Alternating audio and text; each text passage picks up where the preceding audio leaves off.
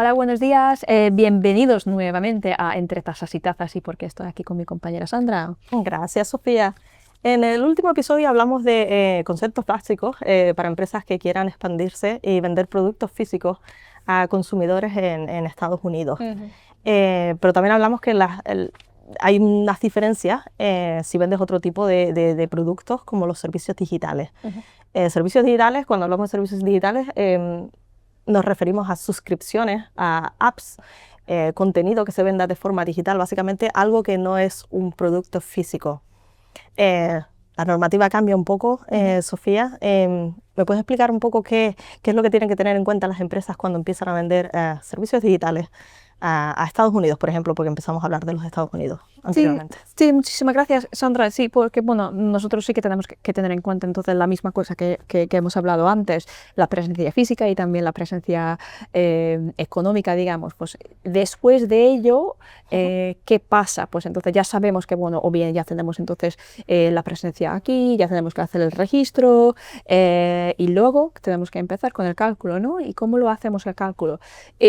Porque muchas empresas piensan que si es un servicio digital o si es un proyecto digital o no es un producto tangible en este caso, entonces los productos no están sujetos a sales tax. Y eso lo vemos de forma diaria, básicamente, porque Sí. hay muchas empresas ahora también que se dedican al tema de la inteligencia artificial, que Ya. está muy de moda. Y se piensa que por no tener presencia física, como dices tú, pues no hay ningún tipo de obligación. Sí, es verdad. Y también lo que pasa también, el taxability, eso cambia muchísimas veces, porque antes, hace 5 años, es verdad que nosotros no teníamos tantas compañías enfocándose a AI o inteligencia artificial, pero ahora mismo pues, ya tenemos como un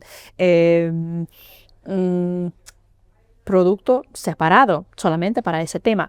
¿Y qué pasa? Que pues no existe como un impuesto federal y cada estado va a tener su ley propia o su legislación propia, sus requisitos propios, porque muchas veces hay estados, por ejemplo, California, porque California, Silicon Valley, pues entonces allí es verdad Empresa de que tecnología, sí. sí, entonces la mayoría de las compañías que venden cosas digitales, es verdad que ellos entonces no deben recaudar tasas, pero tampoco es cierto, porque hay diferentes otros temas que nosotros tenemos que tener en cuenta. Por ejemplo, si es una suscripción o si es una cosa descargable, o no sé qué, un Contenido, sí. contenido, como lo que estamos haciendo ahora mismo, ¿no? Con los podcasts. Entonces, cada estado, pues entonces va introduciendo diferentes tipos de impuestos reducidos, o por ejemplo, muchas veces estos tipos de impuestos también se van de vacaciones. Chao, chao. Que eso sería lo de la holiday tax en Sí, Estados Unidos, ¿no? sales tax holidays. Sales tax holidays, exactamente. Y eso también pasa con los servicios digitales, porque muchas veces entonces habrán periodos o épocas cuando, digamos, por ejemplo, en Texas, entonces algunos servicios entonces van a aprovechar como un impuesto un poco más reducido en algunas jurisdicciones de Texas. Y, por ejemplo, Washington o Pensilvania, ellos sí que los graban con sales tax, pero los otros, por ejemplo, pueden decidir que, bueno, si es un software as service, pues en este caso nosotros no vamos a grabar un impuesto grande, pero eso también depende de los estados. Y como ya hemos dicho, los requisitos cambian casi cada mes. Y no solamente los porcentajes cambian, pero también los requisitos o las legislaciones, porque puede ser que en un mes, no sé qué, en septiembre, ya estamos en octubre, ya no me acuerdo, perdona, pero por ejemplo, en octubre, perdona, el tiempo pasa muy rápidamente, pero por ejemplo, en noviembre o diciembre puede ser que entonces los estados van a introducir como un periodo reducido o periodo alta diciendo que, oye, pues entonces en diciembre pues muchísimas facturas se van a renovar, entonces en este caso nosotros vamos a introducir como algo más elevado, pero eso también depende de los estados, depende de dónde estamos. Es muy difícil llevar todo, tener todo al día, básicamente, estar al tanto de todos los cambios Sí, es en las verdad. normativas. que nos estamos centrando mucho en el tema de los Estados Unidos, Así. pero normalmente es empresas que venden servicios digitales, lo hacen de forma global. No es básicamente que lo restringido a un país específico. Y yo creo que lo importante o lo que hay que tener en cuenta aquí es que si vendes servicios digitales a consumidores, porque estamos hablando de consumidores privados, la transacción está sujeta al IVA en el país en el que el consumidor disfrute del servicio. Sí. Exactamente, es que las empresas, eso es lo que pasa, que las empresas normalmente piensan que es lo que comentábamos antes, que porque está prestando el servicio desde aquí, no tienen ningún tipo de obligación en el otro país, y no es el caso. No es el caso, sí. Y también fuera de Estados Unidos hay países en los que antes no había una normativa o una legislación que decía que esos productos eran sujetos al IVA, pero hay muchos países que ahora, como saben que esto, ya hablamos de una era digital, donde todo se vende a través de Internet y hay mucha la inteligencia artificial, como decíamos, que está muy de moda, hay muchos países que están introduciendo ahora esa normativa en la que empresas que venden ese tipo de productos a consumidores tienen que darse de alta en el IVA y empezar a declarar o a tributar en ese país. Vale, sí, es verdad. Y pues entonces no solamente tenemos que tener en cuenta los Estados Unidos, pero los otros países a nivel mundial, ¿no? Exactamente. Bueno.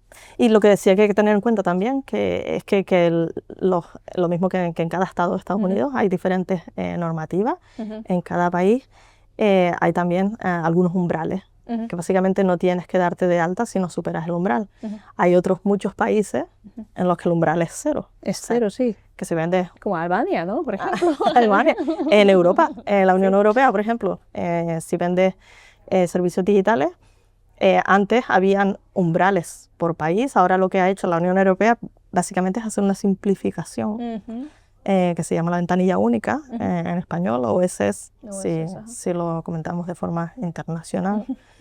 En el que en vez de ahora, en lugar de tener que registrarte en 27 países de forma individual, te registras en un país o te das de alta en un país, tienes tu número OSS y puedes vender tranquilamente a consumidores en toda Europa. Ah, qué guay. Y como si fuera al revés, por ejemplo, si soy una compañía americana de Estados Unidos, entonces yo también puedo registrarme en la ventanilla única. Sí, la ventanilla única está disponible para todas las empresas, cualquier empresa. Hay diferentes tipos que a lo mejor nos metemos mucho en detalle, pero si son empresas que no están localizadas en la Unión Europea, lo que tienen que utilizar es lo que llamamos el Non-Union OSS, sí, claro. que ese es el scheme que se utiliza para empresas que estén fuera de la Unión Europea. Si eres una empresa europea y estás vendiendo servicios digitales, pues puedes declararlo a través de tu ventanilla única o Union OSS. Union OSS. ¿Y qué pasa, por ejemplo? Porque muchas veces nosotros ya sabemos que, por ejemplo, hay empresas que sí que venden servicios digitales, pero con máquinas también. Entonces, en este caso, ¿pueden utilizar el OSS, la ventanilla única, o debe ser un poco más complicada? Cuando dices máquinas, ¿a qué te refieres? O como productos tangibles. Productos tangibles, ese sí, otro tema que podemos hablar por media hora de este tema. Pero si vende productos físicos, el OSS también es una simplificación para empresas que estén localizadas en la Unión Europea. El mismo que utilizan para los servicios digitales lo pueden utilizar para los productos físicos. Si eres una empresa que no está establecida en la Unión Europea, el Non-Union OSS solo es para servicios. Si vendes productos físicos, hay otras simplificaciones que puedes utilizar, como el Import One Stop Shop, si estás enviando la mercancía desde fuera. Hay umbrales, restricciones para usar ese scheme. Pero sí, que hay simplificaciones que las empresas pueden utilizar si quieren expandirse a Europa también. Vale, bueno. Y otra cosa que hay que tener en cuenta, que creo que es importante y que afecta también a las empresas, que tú antes hablabas mucho del SaaS o software en la nube, Sí. que estamos hablando de vender a consumidores. Pero si vendes a empresas o B2B, como decimos, la situación cambia un poco. Sí, la situación sí que cambia un poco en los Estados Unidos, por ejemplo, pero no tanto. Bueno, la respuesta entonces sí y no. ¿Y por qué? Porque bueno, entonces en los Estados Unidos no existe entonces la legislación, o no, la regla de reverse charge, que es la inversión del sujeto pasivo. Exacto, perdona. Entonces en los Estados Unidos si estuvimos vendiendo entre dos compañías, sí que tenemos que aplicar los sales tax, sí que tenemos que recaudar los impuestos, pero sí que hay una opción que cuando, por ejemplo, los vendedores no deben recaudar los impuestos. ¿Y por qué? Porque, por ejemplo, entonces el buyer puede ser exento. ¿Y por qué puede ser exento? Sí, porque, por ejemplo, ellos van a utilizar los productos, y igual pueden ser como productos tangibles o pueden ser como productos digitales para revender. O igual pueden utilizar sus cosas, por ejemplo, si por ejemplo yo soy una compañía de Avalara y voy a comprar, no sé, tazas o mesas o cualquier cosa para utilizarlo en la oficina, en este caso pues sí que tenemos que tener sí que tenemos que pagar entonces los impuestos. Pero si es un ejemplo de una transacción exenta, en este caso, los vendedores siempre tienen la responsabilidad de tener o pedir los documentos que se llaman Exemption Certificate o certificado de exención. Es que sé que es un proceso bastante diferente lo que estamos acostumbrados aquí en Europa, pero para que nosotros podamos mostrar que es una transacción exenta a las auditorías, o no solamente a las auditorías, pero también a las agencias tributarias, siempre nosotros tenemos que tener esos documentos guardados en nuestro sistema. ¿Y cómo se puede lograr entonces esos documentos? Nosotros tenemos que pedirlo porque los buyers, pues ellos entonces siempre van a decir que, oye, yo no quiero pagar sales tax, pero la responsabilidad es el vendedor. Ese es el vendedor siempre. La responsabilidad última siempre con el vendedor. Y otra vez también es algo difícil manejarlo manualmente porque lo que pasa, cada estado va a tener otra vez su propia legislación y cada estado va a requerir un documento diferente.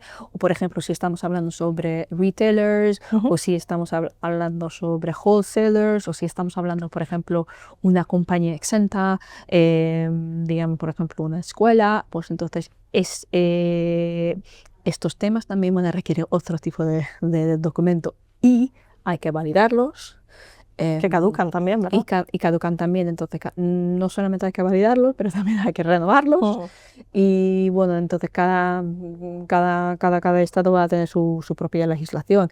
Incluso, pues, si, por ejemplo, si una compañía que tiene operaciones en varios estados, entonces eso significa que nosotros tenemos que tener los documentos de cada estado. No podemos tener no solamente un documento, pero un documento por cada estado. Y de cada cliente, básicamente. Sí, cada cliente. Que puedes tener cientos de certificados al final, que es muy difícil de manejar. Sí. Que bueno, que como estamos ahora pues hablando más también de los servicios digitales, que si comentas que en los estados, en algunos estados esos productos, si vendes a empresas, son exentos, tienes que tener certificado de exención, en algunos casos también cuando vendes mercancía. En Europa es parecido, pero no tienes que tener un certificado, como así. Básicamente en el resto del mundo, vamos a decir, fuera de lo que sería la zona de América del Norte.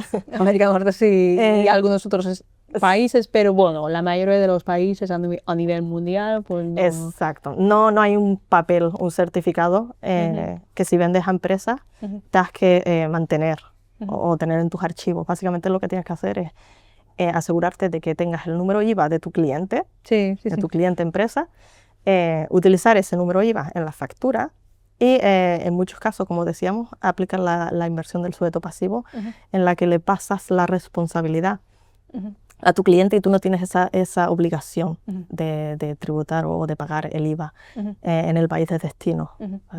Eso aplicaría en muchos países, en Europa bueno, sí. en casi todo, o todos, vamos a decir. Pero hay algunos matices que hay que tener en cuenta porque sí que hay países que si vendes a empresas tienes que tener en cuenta que las transacciones pueden ser sujetas al IVA en ese país y puedes tener la obligación de registrarse. Hay algunos países en los que es así, desafortunadamente. Y como decimos, como muchos países están al tanto de que esto ahora es una moda, vender servicios digitales. Están introduciendo nuevas normativas, o sea que hay que estar al día con esa normativa y entender exactamente qué es lo que tienes que hacer. Sí, sí.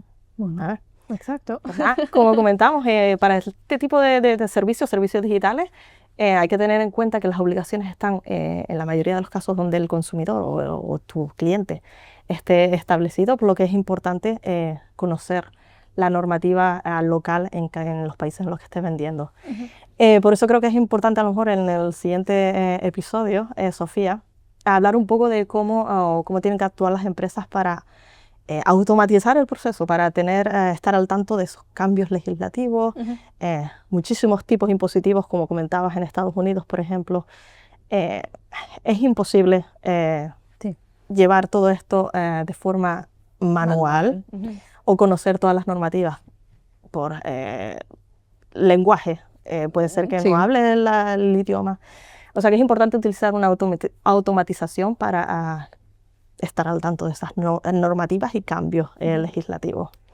¿Te parece si hablamos de ese tema en el próximo episodio? Sí, creo que sí. ¿Por qué no? Pues nada, muchas gracias, Sofía. Muchas gracias a ti. Hasta luego. Chao.